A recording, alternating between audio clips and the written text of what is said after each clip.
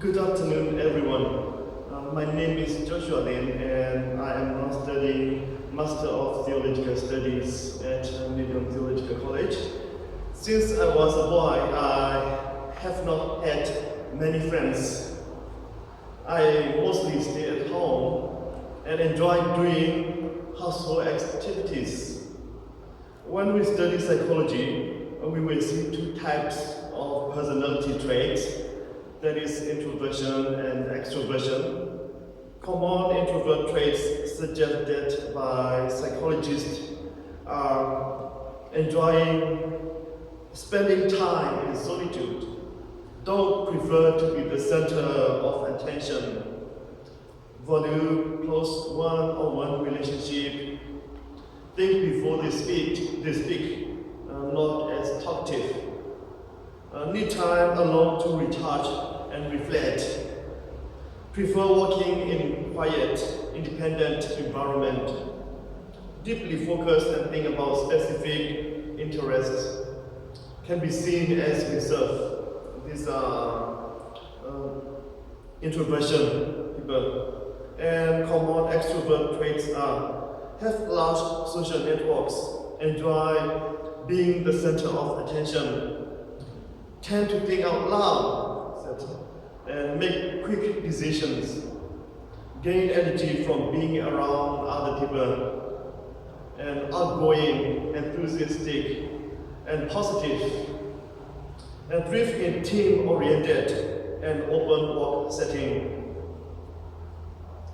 These are some traits of an introvert and extrovert people. I think I belong to the introverted personalities trait. I don't usually enjoy going to other people's house and spend my time chatting with people. I don't call my friends through phone or messenger to chat also. And I even hardly call my brothers and sisters who are in states through messenger also. Sometimes when I face life difficulties, I try to solve them by myself. It might be because I believe in myself, or it might be because of my pride. Only when I could not solve them by myself, I told my wife and my relative and other people. Likewise, why fixing difficulties? Most of us, especially those who are like me, tend to solve the problem by ourselves. However, some extrovert people tend to share the problems with their partners, their relatives, their friends, and they even go to the counselors to get advice to solve the problem. We all remember during the coronavirus pandemic started in Australia, many people try to rush to the shopping mall for toilet paper. Well, until there were no toilet paper left in the supermarket, the supermarket owner had to make a rule of one person per package. Even in the TV news, we could see that some people fought against each other to get the toilet paper. When facing difficulty like this, most of us tend to solve the problem by ourselves. And when we fail to solve the problem, some of us got anxiety and stress. Moreover, some of us who are introverted ended up using alcohol and drugs to ease our anxiety. However, King Jehoshaphat did not do like that. In 2 Chronicles chapter 20, verse 1 to 4, we read, After this, the Moabites and Ammonites, and with them sons of the Meunites, came against Jehoshaphat for battle. Messengers came and told Jehoshaphat, a great multitude is coming against you from Edom, from beyond the sea. Already they are as Hazazon Tamar. This is En-Gedi. Jehoshaphat was afraid. He set himself to seek the Lord and proclaim a fast throughout all Judah. Judah assembled to seek help from the Lord. From all the town of Judah they came to seek the Lord. After King Jehoshaphat reformed his kingdom, he heard the news from the messenger that the three armies, the Moabites, the Ammonites, and some of the Meunites, were just beyond the Dead Sea to come and get the kingdom of Judah. The reason behind the three enemies come against him, some commentaries suggest might be because of the result of Jehoshaphat and the Israelite king waged war against the Moabites and destroyed all the belonging of the Moabites. We can see that in 2 Kings chapter 3. 2 Kings chapter 3. Therefore the Moabites formed a greater army, inviting Ammonite and Meunite to take revenge. However, some scholars suggest that it was just the nature of Moabite in harassing and waging war against the Israelite people.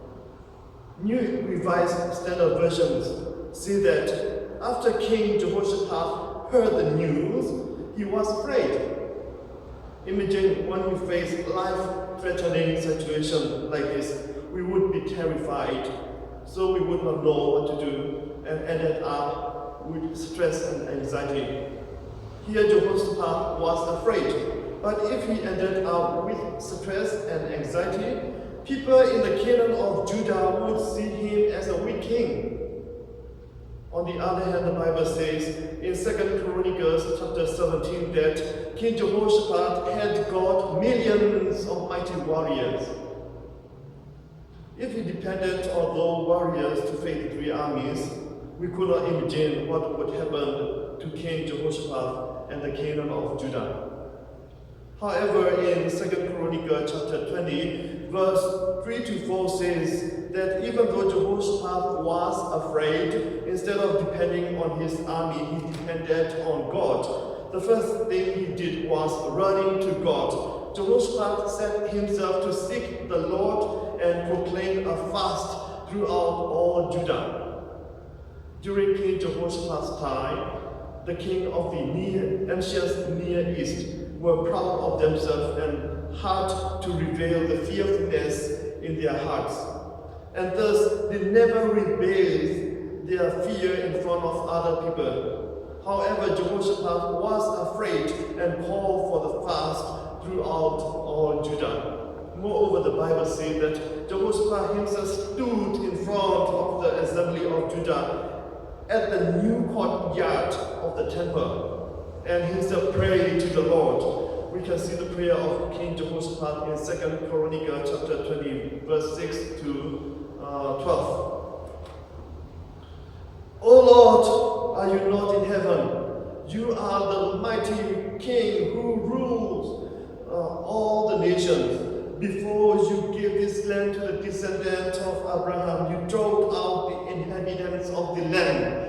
The descendants of Abraham has been living in this land and already built a temple for your name. O Lord, this said, if a life-threatening situation come upon us, we will stand in your presence before this temple and will cry out in our distress, and you will hear us and save us.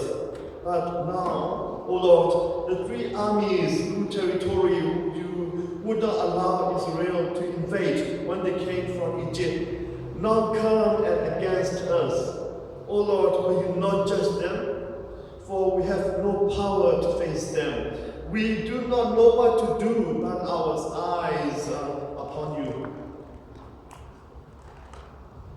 In this prayer, we can see that Jehoshaphat knew his enemy, and he also knew his situation. And thus he said, we have no power to face them.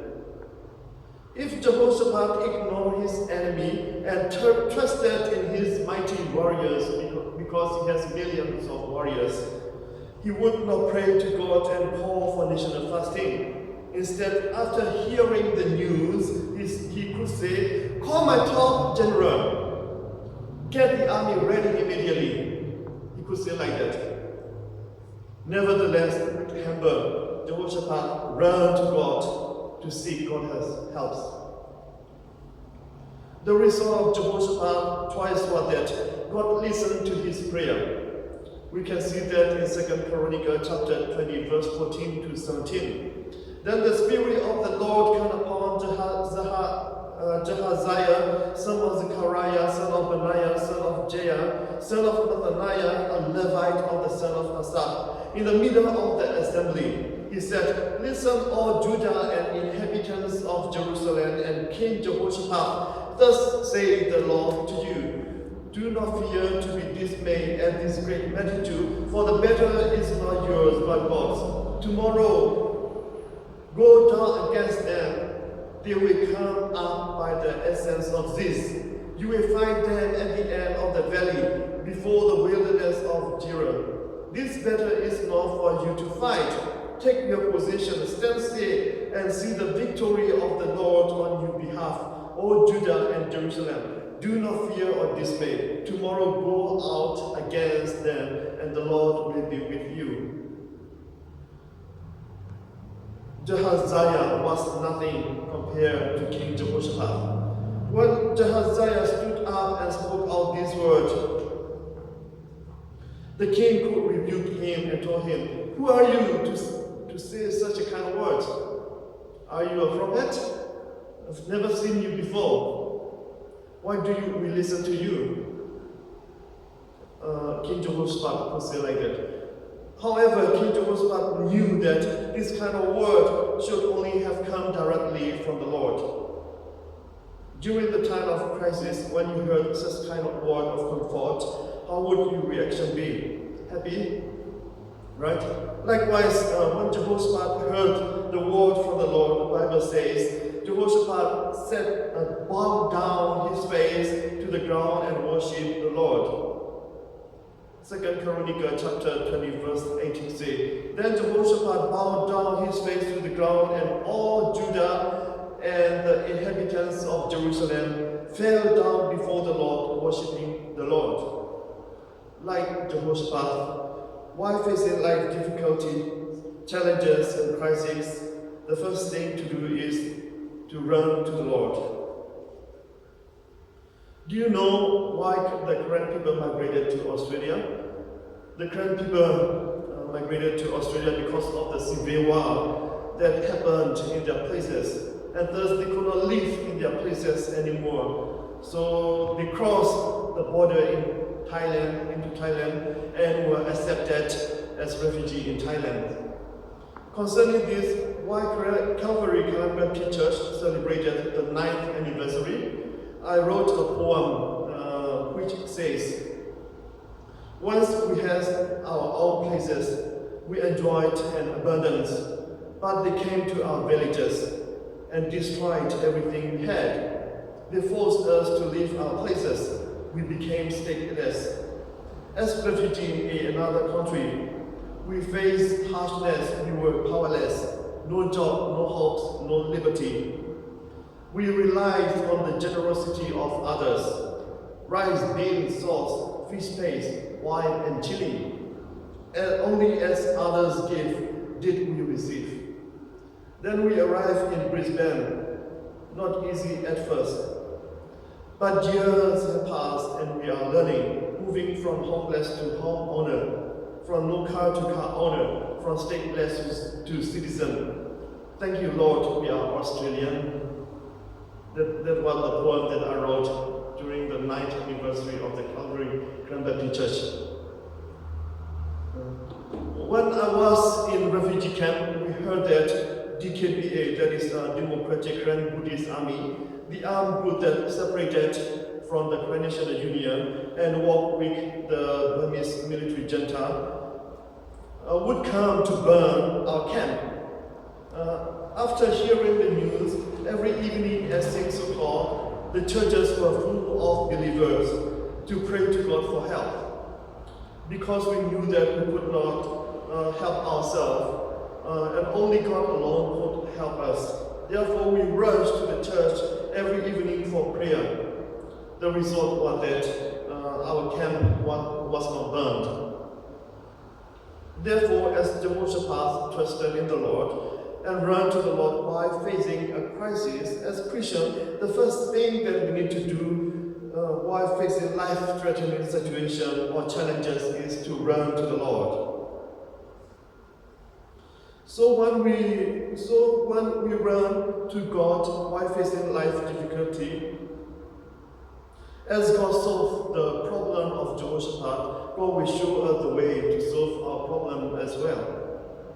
After Jehoshaphat heard that the Lord was with them and would fight for them, he trusted in the Lord and was confident in him. Therefore, in the next morning, while they were ready to wage war against the three armies, Jehoshaphat told his people, "Listen to me, O Judah, the inhabitant of Jerusalem. Believe in the Lord your God and you will be established. Believe in his prophet."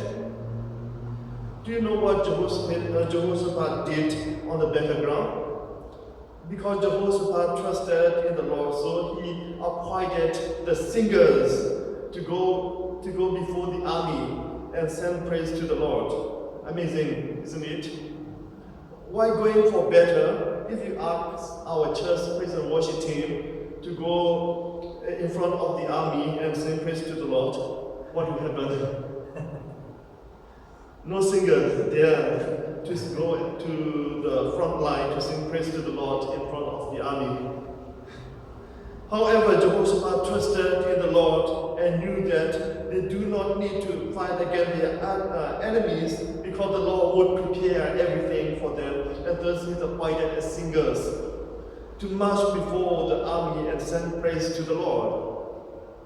The result was amazing. 2 Chronicles chapter 20, verse 22 to 23 says, "As they began to sing praise, the Lord set an ambush against the Ammonites, Moab, and Mount Seir, who had come against Judah, so they were routed. For the Ammonites and Moab attacked the inhabitants of Mount Seir, destroying them utterly, and when they had made an end of the inhabitants of Seir, they all had to destroy one another. Now the enemies destroyed one another, fought against each other. No need for Jehoshaphat to fight them." 2 Chronicles chapter 20, verse 24 to 25 says, "When Judah came to the watchtower of the wilderness, they looked forward toward the multitude. They were corpses lying on the ground. No one has escaped. When Jehoshaphat and his people come to take the booty from them, they found livestock in great numbers, goods, clothing, and precious things, which they took for themselves until they could carry no more. They spent 3 days to taking the booty because of this abundance. They need to spend 3 days taking all the leftover from the enemies. Jehoshaphat did not need to call upon his army to fight against the three armies. Jehoshaphat did not need to rely upon his alliance to fight against three armies. What Jehoshaphat did was running to God before seeking help or doing other thing else.